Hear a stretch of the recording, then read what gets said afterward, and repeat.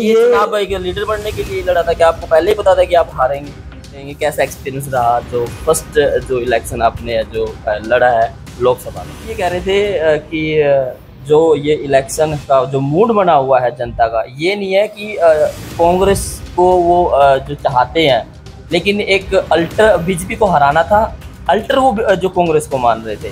तो कुछ वोटर से हमने बात की तो उनका भी कहना था विधानसभा में हमारा जो कुछ और काम होगा, कुछ हमारी और थिंकिंग होंगी, लेकिन इसमें हमने जो अल्टर माना हुआ है वो कांग्रेस को माना हुआ है। इस वजह से भी है जो आपको आने वाला वोट है वो उधर भी डाइवर्ट हो गया, ऐसा आप मानते हो? लेकिन हमने जनता से पूछा, जनता बता रही है जैसे कि लगभग 1 लाख वोट आपको मिले हैं जी। स्टेट के अंदर बहुत से ऐसे धुरंधर थे जिनके ये आंकड़ा तक पहुंच भी नहीं पाए हैं जी। तो क्या कुछ कहेंगे, कैसे देखते हैं इस सिनेरियो को जो बना है हरियाणा के अंदर लोकसभा चुनाव? जब मैं लड़ने लगा था ना मैं कमज़ोर था, मैंने चुनाव लड़ा मैं तब कमज़ोर नहीं था, और आज अगर चुनाव में हार गया हूँ मैं तब भी कमज़ोर नहीं। आपको जब टिकट मिली थी तब अशोक तंवर जी का नाम जो टिकट उनकी हो गई थी घोषित, तो उस टाइम आपका क्यूरियोसिटी क्या थी? कोई डर था? लेकिन बाद में फिर शैलजा जी भी आ गई, तो इन दोनों की परिस्थितियों में आपकी मेंटलिटी क्या रही? कोई डर? इतने बड़े धुरंधरों के सामने है जो अब मुझे इलेक्शन लड़ना है, एक्सपीरियंस क्या रहा? जो इतने बड़े धुरंधर थे कहा जाता था, और राजनीति के बड़े धुरंधर बड़ा नाम है, एक्सपीरियंस क्या रहा? आपको कहीं कोई विधानसभा का चेहरा नहीं मान रहा, क्योंकि पार्टी ने मुझे भी लोकसभा चुनाव लड़वाया है। पार्टी मुझे जो भी जिम्मेवारी देगी मैं उसको अपनी पूरी निष्ठा से और ईमानदारी से उसका वहन करूँगा और उसके अनुसार मैं काम करूँगा। आने वाला विधानसभा चुनाव मैं पार्टी के लिए जो मेरी पार्टी ड्यूटी लगाएगी मैं पूरी ताकत लगा करके पार्टी की प्रचार प्रसार करूँगा, और ज़्यादा से ज़्यादा विधानसभा चुनाव सीटों को जितवाने के लिए जो भी मेरी पार्टी जिम्मेवारी लगाएगी मैं उसको अपनी पूरी ईमानदारी के साथ निभाऊंगा। तो नमस्कार दोस्तों, जैसे कि आप सबको पता है भारत के अंदर जो लोकसभा का चुनाव है वो संपन्न हो चुका था, और कल है जो रिजल्ट आ गया है। तमाम ऐसे धुरंधर जो खड़े हुए थे, कई हारे भी हैं, कई जीते भी हैं। तो हरियाणा में भी जो है आपको पता है कई ऐसे धुरंधर है जो हारे भी हैं और जीते भी। ऐसे में ही है जो अपनी एसडीओ की नौकरी छोड़कर संदीप लोट वाल्मीकि जो स्वर्गीय श्री रामफल लोट जी के बेटे हैं, वो भी जो चुनाव में उतरे थे और इनेलो ने इन पे विश्वास जताया था, टिकट लेके आए। और आपने देखा होगा वीडियो में, तमाम वीडियो में सोशल मीडिया प्लेटफॉर्म पर जो मेहनत इन्होंने की, और जो कैंडिडेट थे सिरसा के वो इतनी मेहनत से नहीं हम देख पा रहे थे कि वो इतनी मेहनत करेंगे, क्योंकि लोट साहब है जो लगातार हर जो गांव थे इस सिरसा लोकसभा के, और वो डोर टू डोर कर रहे थे। तो ऐसे में फर्स्ट एक्सपीरियंस इनका क्या रहा लोकसभा इलेक्शन लड़ने में? क्या कुछ एक्सपीरियंस किया वो बात करेंगे हम। तो हमारे साथ है इनेलो के प्रत्याशी लोट साहब, संदीप लोट। सर नमस्कार। नमस्कार जी, आपको, आपके सभी दर्शकों को भी मेरा नमस्कार। सर क्या कुछ कहेंगे, कैसा एक्सपीरियंस रहा जो फर्स्ट जो इलेक्शन आपने जो लड़ा है लोकसभा का?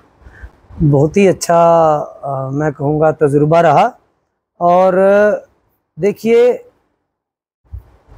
कि एक व्यक्ति की जो पहले सरपंची का चुनाव लड़े, फिर ब्लॉक समिति लड़े, और विधायक तक की चुनाव तक पहुंचने के लिए कहते हैं कि बहुत जुतियां घिस जाती हैं, लेकिन मैं और मेरा पूरा परिवार बहुत आभार व्यक्त करते हैं चौधरी अभय सिंह चौटाला जी का, पूरी इंडियन नेशनल लोकदल पार्टी का, जिन्होंने मुझे सिरसा लोकसभा क्षेत्र से अपनी पार्टी से उम्मीदवार बनाया। और देश के सबसे बड़ा चुनाव, लोकतंत्र में जो सबसे बड़ा हमारा चुनाव है लोकसभा का, मुझे सिरसा लोकसभा से प्रत्याशी बना करके चुनाव मैदान में उतारा, और बहुत अच्छा तजुर्बा रहा। हर वर्ग से मिलने का एक अलग एक्सपीरियंस रहा। अब बात करें अगर हम नरवाना की, तो ये बांगर की धरती है, यहाँ पर बिल्कुल ठेठ हरियाणवी चलती है। लेकिन जब हम यहाँ से थोड़ा आगे बढ़ते हैं, टोहाना से जब फतेहाबाद रतिया चलते हैं, तो बिल्कुल एकदम पंजाबी टच आ जाता है, मिक्सअप चलता है। वहाँ पर कुछ हरियाणवी भी आती है, कुछ पंजाबी आती है। और धीरे धीरे जब हम सिरसा पहुँचते हैं तो वहाँ पर पहुँच करके हमें पंजाबी भी बहुत मिले, और उसके साथ साथ मुझे बागड़ी भी बहुत मिले, जिसे राजस्थानी कहते हैं। तो अलग अलग तरह का तजुर्बा रहा, और सभी से बहुत स्नेह, आशीर्वाद और प्यार मिला। सर जैसे कि लगभग 1 लाख वोट आपको मिले हैं। जी। स्टेट के अंदर बहुत से ऐसे धुरंधर थे जिनके ये आंकड़ा तक पहुंच भी नहीं पाए हैं। जी। तो क्या क्या कुछ कहेंगे, कैसे देखते हैं इस सिनेरियो को जो बना है हरियाणा के अंदर? लोकसभा के अंदर बहुत से धुरंधर थे, कोई 8,000 वोट पे है, कोई 10,000 वोट पे है, आप सबसे ज़्यादा नंबर 1 पे है। देखिए, मैं आपको एक बात बताऊंगा कि जब ये चुनाव संपन्न हुए, कल इनका परिणाम आया, तो परिणाम आने के बाद मैंने भी सभी के परिणाम देखे, तो मुझे उसके अंदर एक चीज़ देखने को मिली कि इंडियन नेशनल लोकदल पार्टी का जो मुझे प्यार मिला, पूरी सिरसा लोकसभा क्षेत्र में जो मुझे उनका आशीर्वाद मिला, कहीं ना कहीं ये जो मुझे ये 1 लाख के करीब जो वोट मिले हैं, ये आदरणीय चौधरी अभय सिंह चौटाला जी की मेहनत है। और मैं तो टिकट लेने के बाद जनता के बीच में जा सकता था, पार्टी की नीतियों का प्रचार प्रसार कर सकता था, और सभी से मैं मिला भी। और तकरीबन मैंने सिरसा लोकसभा के 400 के करीब गांवों को मैंने विजिट किया, वहां पर मैंने जनसभाएं की और लोगों से मेरा मिलना हुआ। और शहरों में मैं अलग से गया, शहरों की में जो अलग अलग कॉलोनियाँ होती है उनमें मैं अलग गया, तो वहाँ सब जाने से मेरा डायरेक्ट सभी से मिलना जुलना भी हुआ। और आदरणीय चौधरी अभय सिंह चौटाला जी ने भी जो इसमें मेहनत करी, ये कहीं ना कहीं उनकी मेहनत का भी फल है कि जो मैं आज, क्योंकि मुख्य चुनाव जो था वो कांग्रेस और भारतीय जनता पार्टी के बीच में रहा, लेकिन अगर हम वहीं बात करें कि अगर पूरे हरियाणा में किसी ने अगर तीसरे नंबर पर सबसे ज़्यादा अगर किसी ने वोट लिए तो वो इंडियन नेशनल लोकदल पार्टी ने सिरसा लोकसभा क्षेत्र से लिए। और इसमें पार्टी के हर एक कार्यकर्ता की, हर एक विधानसभा में हर एक कार्यकर्ता की बहुत ज़्यादा मेहनत लगी हुई है। सर, आपको जब टिकट मिली थी तब अशोक तंवर जी का नाम जो टिकट उनकी हो गई थी घोषित, तो उस टाइम आपका क्यूरियोसिटी क्या थी? कोई डर था? लेकिन बाद में फिर शैलजा जी भी आ गई, तो इन दोनों की परिस्थितियों में आपकी मेंटलिटी क्या रही? कोई डर? इतने बड़े धुरंधरों के सामने है जो अब मुझे इलेक्शन लड़ना है, एक्सपीरियंस क्या रहा? जो इतने बड़े धुरंधर थे कहा जाता है, और राजनीति के बड़े धुरंधर है, बड़ा नाम है, एक्सपीरियंस क्या रहा? कैसे? मैं आपको ये कहना चाहूँगा कि सबसे पहले टिकट डॉक्टर अशोक तंवर जी की भाजपा से हुई थी, उसके बाद रमेश खटक जी की जेजेपी से हुई थी, और तीसरे नंबर पे जो था मेरी टिकट अनाउंस हुई थी 22 तारीख को, 22 अप्रैल को, और उसके बाद कुमारी शैलजा जी की कांग्रेस से हुई थी। और मैं तो एक बात मानता हूँ कि मैंने अपने घर में लड़ाई लड़ी और मैंने पूरी ताकत से चुनाव लड़ा। मैं पहले दिन भी मुस्कुरा करके चुनाव मैदान में था और पूरा इलेक्शन मैंने मुस्कुरा करके लड़ा, और मैं कहीं भी किसी भी बातों से विचलित नहीं था। चुनाव मैंने अपनी पूरी ताकत से लड़ा, विचलित दूसरी पार्टी के सभी उम्मीदवार थे, और कहीं ना कहीं उनके मन में भी कुछ बातें थी कि भाई एक नया चेहरा उतारा है, और बिल्कुल नया चेहरा होने के कारण कुछ ना कुछ उनके भी डाउट था कि ये कुछ ना कुछ नया करेगा। और बेशक से मैं चुनाव हारा, लेकिन मैं अपने पूरे सिरसा लोकसभा क्षेत्र की जनता का दिल जीतने में मैं कामयाब रहा। उनके मन से ये बात ज़रूर आई कि उम्मीदवार बहुत अच्छा है। मेरी कभी कहीं किसी ने कोई मेरे बारे में कोई भी गलत बात नहीं की, और मुझे भरपूर आशीर्वाद मिला। सर, जैसे नरवाना की जनता से हम अब बात करते हैं, ऑफ कैमरा हमारी बात होती है, लोगों का कहना भी है, और जब टिकट मिली तब और जो अब रिजल्ट आया उसके बाद भी सेम बात है कि लोट जो संदीप लोट है वो ये लोकसभा का इलेक्शन में अपनी एक बड़ी पहचान बना चुके हैं, एक बड़े जो लीडर है वो बन चुके हैं, वो ऐसा मान रहे हैं, ऑफ कैमरा लोग कह रहे हैं। आप कैसे देखते हैं सर? देखिए, ये चुनाव एक लीडर बनने के लिए लड़ा था, क्या आपको पहले ही पता था कि आप हारेंगे? नहीं, ऐसा नहीं होता। कोई भी उम्मीदवार जब कोई चुनाव लड़ता है तो वो हारने के लिए नहीं लड़ता। और मैं भी जब इस चुनाव मैदान में उतरा था तो मैं अपनी जीत को आश्वस्त होकर के मैंने ये चुनाव लड़ा, पूरी ताकत से लड़ा। और शायद मेरी मेहनत आप सोशल मीडिया के प्लेटफॉर्म के माध्यम से सभी ने देखा, और सभी ने अप्रिशिएट भी किया मुझे कि भाई आपने जो चुनाव लड़ा पूरी ताकत के साथ लड़ा है, और ईमानदारी से मैंने चुनाव लड़ा। मैं हारने के लिए नहीं, मैं जीतने के लिए चुनाव मैदान में था। हाँ बिल्कुल, मैं पूरी पॉजिटिव वे से मैंने अपना चुनाव लड़ा। हार जीत चुनाव का देखो एक हिस्सा है कि अगर 2 या 4 उम्मीदवार लड़ते हैं तो जीतना तो किसी एक नहीं होता है। तो कोई बात नहीं, यहाँ पर कांग्रेस ने जीत दर्ज करी और मैंने कुमारी शैलजा जी को भी जीत की बधाई दी थी जब वो वहाँ काउंटिंग ख़त्म होने के दौरान पहुँचे थे। मैंने उनको मुलाकात नहीं, मैं वहाँ तकरीबन मैं 10-15 मिनट रुका था, तो वहाँ पर क्योंकि मुझे भी अपना रिजल्ट के सारे जो डॉक्यूमेंट्स लेने थे, तो वहाँ पर मैंने उन्हें बधाई दी थी। तो उन्होंने भी कहा था कि आपने चुनाव बड़े अच्छे तरीके से लड़ा।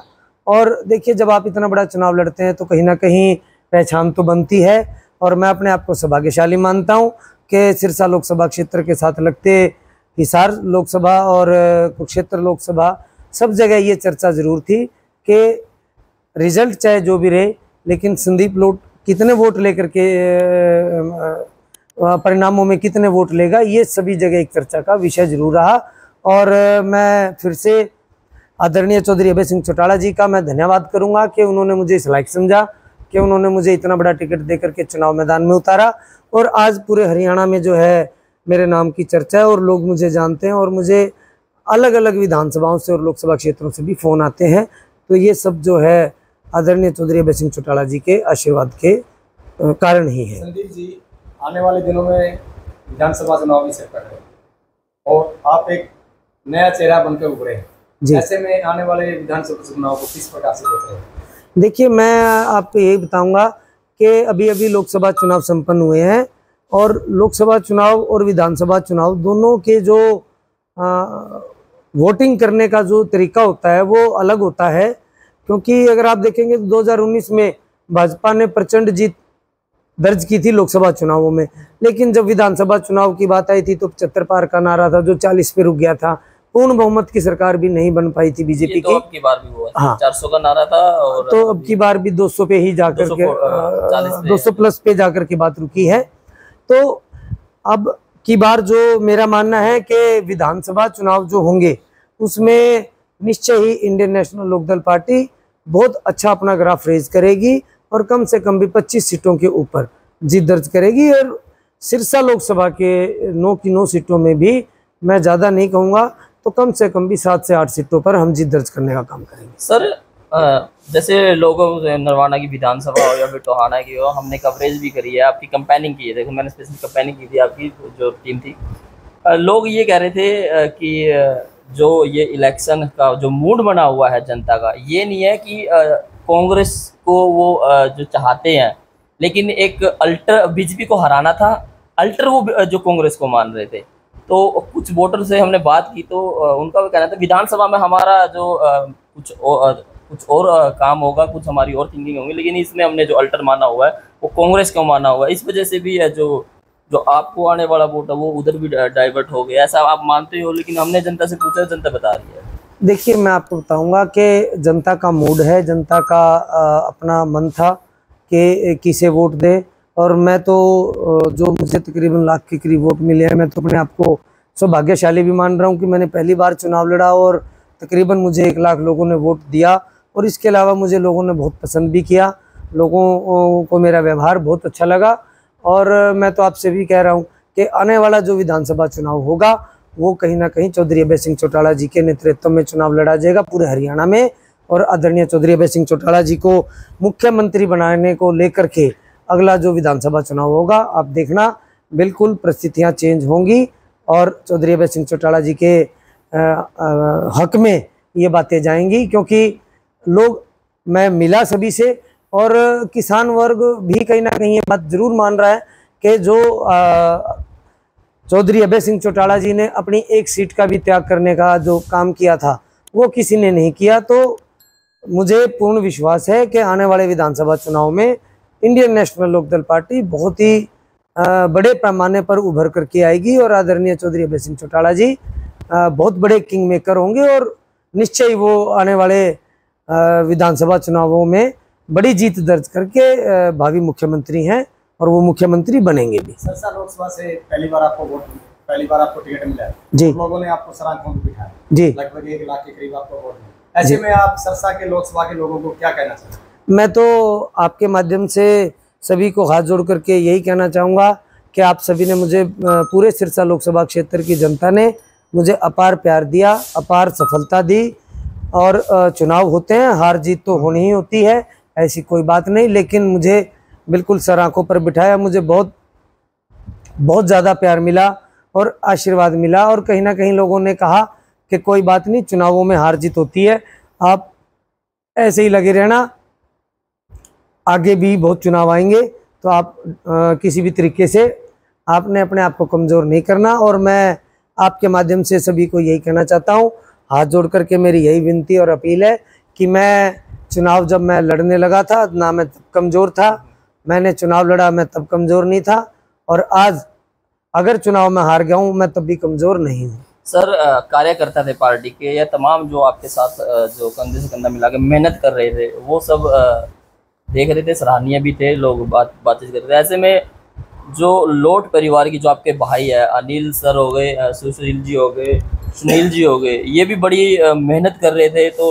लोगों में बात थी कि चारों भाई एक मतलब एक मुट्ठी को जो मजबूत कर है जो साथ काम कर रहे हैं, तो अप्रिसिएशन भी मिल रहा था। तो क्या कुछ कहेंगे सर, आपके भाइयों की तरफ से भी पूरी मेहनत लगाई गई है? देखिए, मैं तो कहूँगा कि कहते हैं कलयुग के अंदर भाई भाई का बैरी है, लेकिन मैं बड़ा सौभाग्यशाली हूँ।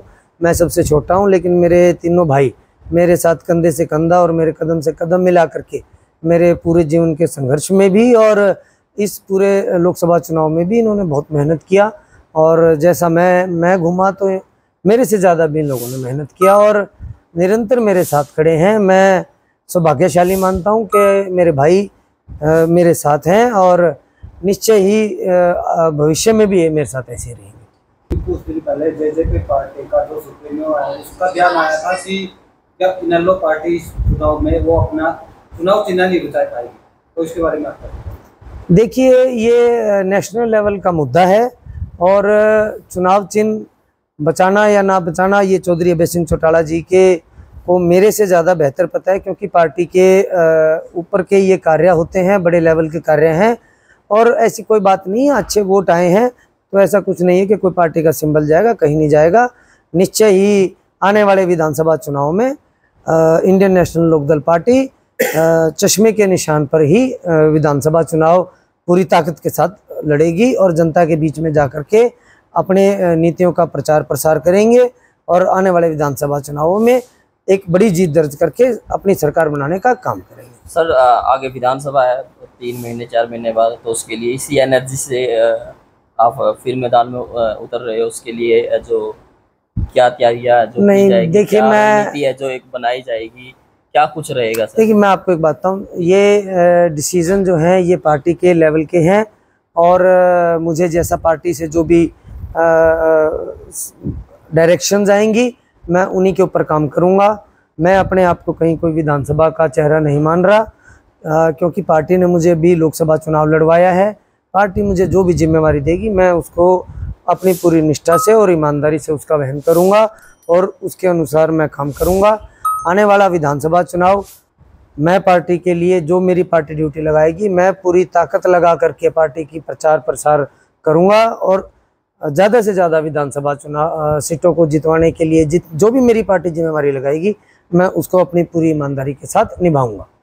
तो ये थे हमारे साथ संदीप लोट वाल्मीकि जी, जो इनेलो से जो चुनाव लड़े हैं और आगे विधानसभा में लोगों में क्यूरियोसिटी है, लोगों में बातचीत है। हम ऑफ कैमरा जो बात करते हैं तो उनका कहना यही होता है कि जो इलेक्शन लोकसभा का था वो अलग माइंड से था, विधानसभा में कहीं ना कहीं है जो लोगों की क्यूरियोसिटी है नरवाना विधानसभा में कि संदीप लोट वाल्मीकि जो एक पॉजिटिव रिस्पॉन्स है जो वो रहेगा।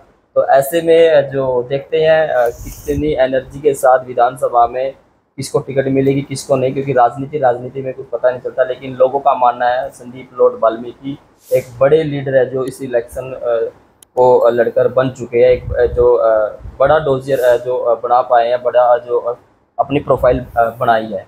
तो ऐसे में देखने वाली बात रहेगी। संदीप लोट जी हमारे साथ थे और इन्होंने जो बढ़िया एनर्जी से जो जवाब दिए हैं हमारे सवालों के, और एक बार फिर जो पार्टी को समर्पित होते हुए इन्होंने कहा कि जो पार्टी काम जो ड्यूटी लगाएगी सही भाव से उस जो काम को निभाया जाएगा। तो थैंक यू सर, हमारे साथ बातचीत करने के लिए आपका बहुत बहुत धन्यवाद आपका और आपके सभी दर्शकों का भी। जी सर, थैंक यू सर।